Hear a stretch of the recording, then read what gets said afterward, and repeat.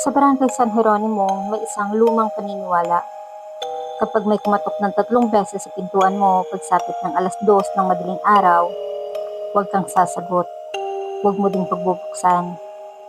Hindi raw yan bisita, hindi rin multo. Yun daw ang mga kumakatok na mga kulto na nangunguha ng mga tao. Bago natin ipagpatuloy ang kwento, mag-like at subscribe.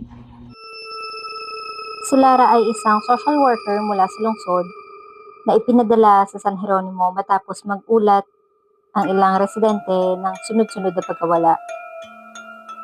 Sabi ng mga lokal, nagiging madalas daw ang 3 katok tuwing sasapit ang buwan ng patay o Nobyembre. Nang dumating siya, sinalubong siya ng kapitan, kaya't halatang ilang gabi nang walang tulog. Huwag ka sanang magtagal dito, iha. May mga bagay sa baryo namin mas mabuting hindi mo na lang malaman. Ngumiti lang si Lara. Trabaho lang po, Kap. Aayusin ko lang po yung report at kakausapin ng mga pamilya ng mga nawawala.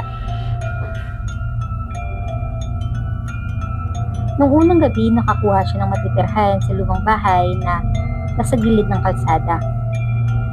Nilinis niya ang mga alikabok, sinindihan ang lapara, at sinuri ang mga papel tungkol sa mga biktima.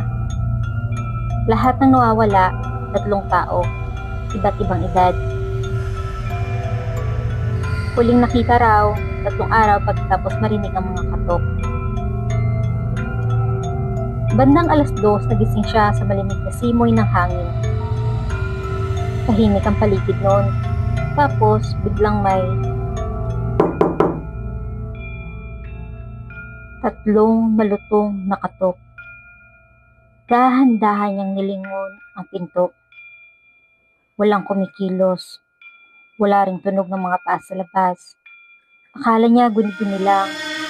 Pero nang sinilip niya sa bintana, may 3 taong nakaputi at nakayupo. Hindi niya ito pinagbuksan at hindi niya pinansin. Kinabukasan, sinabi niya ito sa kapitan. 3 lalaki? Huwag mong bubuksan ng pinto, ha? Kahit ano pang sabihin nila. Sino po sila? Mga sabi-sabi kasi yan ng kasapi daw ng samahan ng puting duyan.